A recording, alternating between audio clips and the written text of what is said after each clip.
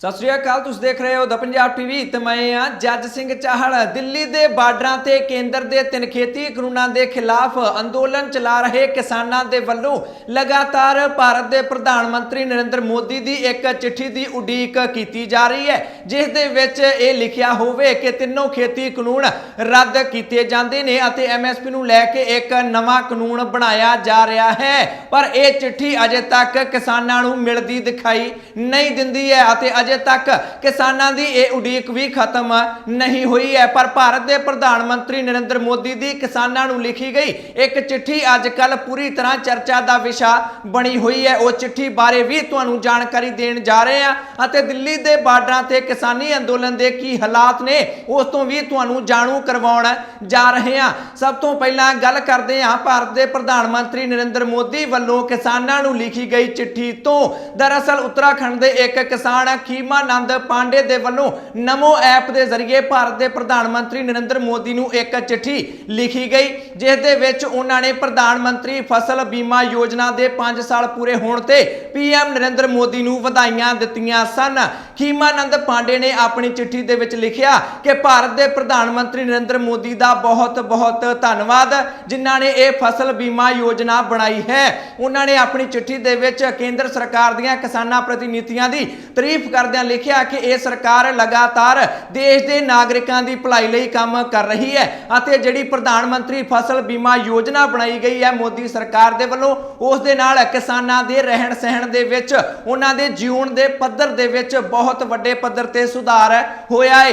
पहला किसान डरदे रहिंदे सन कि पता नहीं कदों कोई कुदरती आफत आ जानी है अते उन्हां दी फसल बर्बाद हो जानी है अते रोटी दे लाले पै जाने ने। प्रधानमंत्री फसल बीमा योजना दे आउण तो बाद हुण किसानां नूं इह डर बिल्कुल नहीं रह गया अते बिना डर तो किसान अपनी जिंदगी पिछले 5 सालां तों जिउ रहे ने, जिस दे लई भारत के प्रधानमंत्री नरेंद्र मोदी का बहुत बहुत धन्यवाद। जदों ही यह चिट्ठी भारत के प्रधानमंत्री नरेंद्र मोदी नूं मिली तां उन्होंने एक जवाबी चिट्ठी उत्तराखंड के किसान खीमानंद पांडे नूं लिख दित्ती, जिस दे विच उन्होंने खीमानंद पांडे का बहुत बहुत धन्यवाद किया। वो कहंदे ने कि जदों किसी काम दे लई तुहाडे वर्गे किसानां दे वल्लों ही शलाघा मिलती है तो उस दे नाल अगले काम करन दे लई भी होर एनर्जी प्राप्त हुंदी है।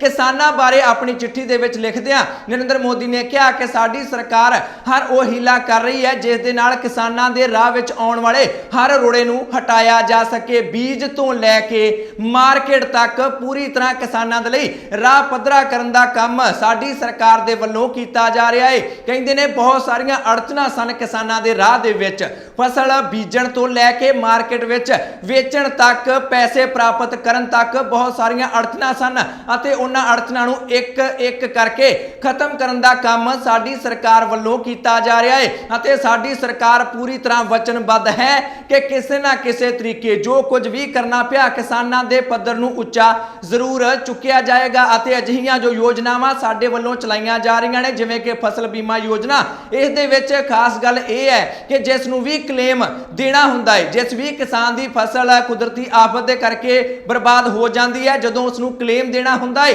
तां किसान नूं कोई भी उस दे विच समस्या नहीं आउंदी है। पहलां स्कीमां चलदियां सन उन्हां दे विच बहुत वड्डे पद्धर ते भ्रिष्टाचार हो जांदा सी, जिहड़े लाभपात्री हुंदे सन उन्हां तक पूरा पैसा नहीं पहुंच पाउंदा सी। पर साडी सब तो वड्डी प्राप्ति यह है कि असीं इस फसल बीमा योजना दे विच भ्रिष्टाचार नहीं होण दित्ता अते देश दे करोड़ां किसानां नूं इस फसल बीमा योजना का लाभ मिलिया है। धन्यवाद किया है भारत के प्रधानमंत्री नरेंद्र मोदी ने अपनी इस चिट्ठी दे विच।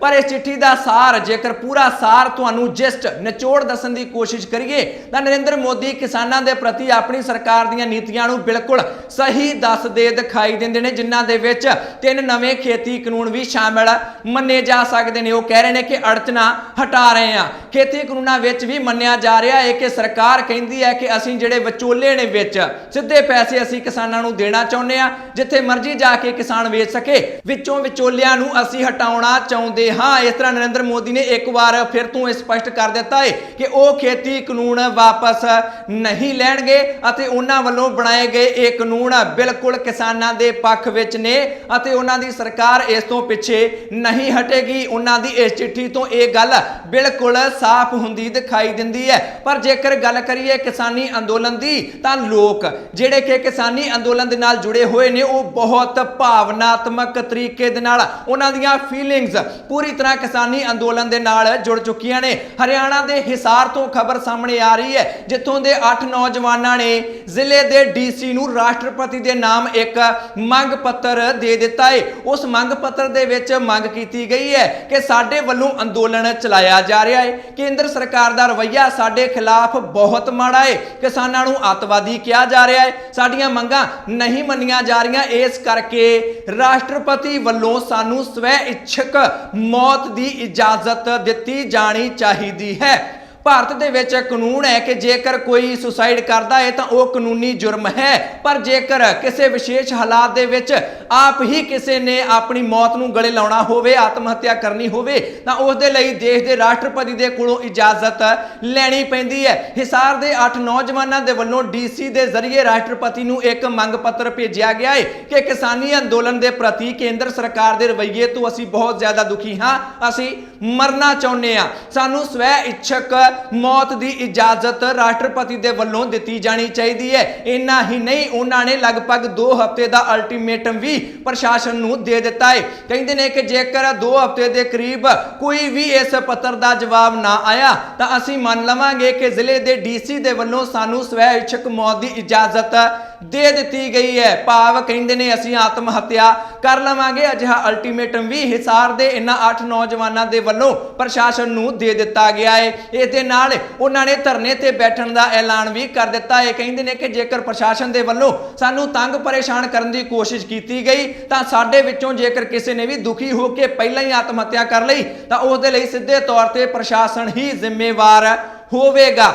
ਆਤਮ ਹੱਤਿਆ ਦੀ ਇਜਾਜ਼ਤ ਮੰਗਣ ਲੱਗ ਪਏ ਨੇ ਨੌਜਵਾਨ ਕਿਸਾਨੀ ਅੰਦੋਲਨ ਦੇ ਕਰਕੇ। ਇੱਥੋਂ ਤੱਕ ਆਮ ਲੋਕਾਂ ਦੀਆਂ ਭਾਵਨਾਵਾਂ ਹੁਣ ਕਿਸਾਨੀ ਅੰਦੋਲਨ ਨਾਲ ਜੁੜਦੀਆਂ ਦੇਖੀਆਂ ਜਾ ਸਕਦੀਆਂ ਨੇ। ਦਿੱਲੀ ਦੇ ਬਾਰਡਰਾਂ ਤੇ ਮੌਸਮ ਬਦਲ ਗਿਆ ਹੈ, ਗਰਮੀਆਂ ਆ ਗਈਆਂ ਨੇ ਅਤੇ ਉਸ ਦੇ ਲਈ ਵੀ ਪੂਰੀ ਤਰ੍ਹਾਂ ਕਿਸਾਨਾਂ ਦੇ ਵੱਲੋਂ ਤਿਆਰੀ ਖਿੱਚੀ ਜਾਣ ਲੱਗ ਪਈ ਹੈ। ਬੜਾ ਅਦਭੁਤ ਨਜ਼ਾਰਾ ਦਿੱਲੀ ਦੇ ਬਾਰਡਰਾਂ ਤੇ ਦੇਖਣ ਨੂੰ ਮਿਲਦਾ ਹੈ, ਜਿੱਥੇ ਇੱਕ ਪਾਸੇ ਪਿੰਡ ਵਸਾਲੇ ਨੇ ਕਿਸਾਨਾਂ ਨੇ, ਉਧਰ ਦੂਜੇ ਪਾਸੇ ਦੁੱਧ ਕਹਿੰਦੇ ਨੇ ਜ਼ਿਆਦਾ ਦੇਰ ਤੱਕ ਨਹੀਂ ਬਚਦਾ। ਜਦੋਂ ਪਿੰਡਾਂ ਦੇ ਵਿੱਚੋਂ ਦੁੱਧ ਆਉਂਦਾ ਏ ਤਾਂ ਆਉਂਦਿਆਂ ਬਾਰਡਰਾਂ ਤੱਕ ਆਉਂਦਿਆਂ ਹੀ ਦੁੱਧ ਖਰਾਬ ਹੋ ਜਾਂਦਾ ਏ। ਇਸੇ ਕਰਕੇ ਕਿਸਾਨਾਂ ਦੇ ਵੱਲੋਂ ਆਪਣੀਆਂ ਮੱਝਾਂ ਹੀ ਦਿੱਲੀ ਦੇ ਬਾਰਡਰਾਂ ਤੇ ਲਿਜਾਈਆਂ ਗਈਆਂ ਨੇ, ਉੱਥੇ ਹੀ ਮੱਝਾਂ ਬੰਨ ਲਈਆਂ ਨੇ। ਕਹਿੰਦੇ ਨੇ ਅਸੀਂ ਇੱਥੇ ਕਰਨਾ ਕੀ ਹੈ, ਮੱਝਾਂ ਨੂੰ ਖਵਾਈ ਜਾਵਾਂਗੇ ਜੋ ਵੀ ਚਾਰਾ ਖਵਾਉਣਾ ਏ ਅਤੇ ਦੁੱਧ ਪੀਵੀ ਜਾਵਾਂਗੇ, ਵਰਤੀ ਜਾਵਾਂਗੇ। ਪਰ ਮੋਦੀ ਸਰਕਾਰ ਨੂੰ ਪਤਾ ਹੋਣਾ ਚਾਹੀਦਾ ਏ ਕਿ ਜੇਕਰ ਇਹ ਸੋਚਦੇ ਨੇ ਉੱਠ ਕੇ ਚਲੇ ਜਾਵਾਂਗੇ ਤਾਂ ਸਾਡੇ ਕੰਮ ਦੇਖ ਲਓ, ਅਸੀਂ ਨਹੀਂ ਜਾਣ ਵਾਲੇ। ਮੱਧ ਪ੍ਰਦੇਸ਼ ਤੋਂ ਵੀ ਇੱਕ ਖਬਰ ਸਾਹਮਣੇ ਆਈ ਹੈ ਜਿੱਥੇ ਅਨਾਜ ਮੰਡੀ ਦੇ ਵਿੱਚ ਇੱਕ ਕਿਸਾਨ ਆਗੂ ਦੇ ਵੱਲੋਂ ਪੱਕੇ ਤੌਰ ਤੇ ਧਰਨਾ ਦਿੱਤਾ ਜਾ ਰਿਹਾ ਸੀ ਆਪਣੀ ਜਥੇਬੰਦੀ ਨੂੰ ਨਾਲ ਲੈ ਕੇ। ਉਸ ਦੇ ਪੁੱਤਰ ਦਾ ਵਿਆਹ ਸੀ, ਉਸਨੇ ਆਪਣੇ ਪੁੱਤਰ ਦੇ ਵਿਆਹ ਤੇ ਹੀ ਘਰ ਜਾਣ ਤੋਂ ਇਨਕਾਰ ਕਰ ਦਿੱਤਾ ਅਤੇ ਫਿਰ ਉਸੇ ਧਰਨੇ ਵਾਲੀ ਅਨਾਜ ਮੰਡੀ ਦੇ ਵਿੱਚ ਹੀ ਉਸਦੇ ਪੁੱਤਰ ਦੇ ਵਿਆਹ ਦੀਆਂ ਸਾਰੀਆਂ ਰਸਮਾਂ ਕੀਤੀਆਂ ਗਈਆਂ।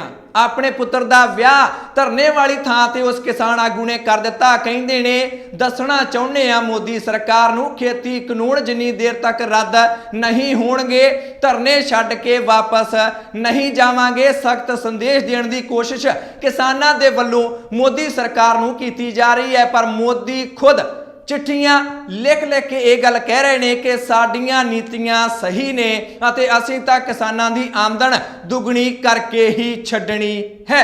इस दे नाल नाल दिल्ली दे बार्डरां ते जिहड़े पढ़े लिखे नौजवान धरने दे विच शमूलीयत कर रहे ने उन्हां विचों कुछ ने तां धरने दे विच ही स्कूल शुरू कर लए ने। जो भी दिल्ली धरने दे आस पास दे गरीब लोग ने उन्हां दे बच्चिआं नूं मुफ्त विच पढ़ाउण दा काम इन्हां नौजवान पढ़े लिखे अंदोलनकारियों दे वल्लों कीता जा रहा है। जिथे दिल्ली धरनिਆਂ दे आस पास दे गरीब लोगों नूं खाना मुफ्त किसान अंदोलनकारियों दे वल्लों मुहैया करवाया जा रहा है, उधर दूजे पासे गरीबां दे बच्चिआं नूं मुफ्त पढ़ाई भी इन्हां किसान अंदोलनकारियों दे वल्लों करवाई जा रही है।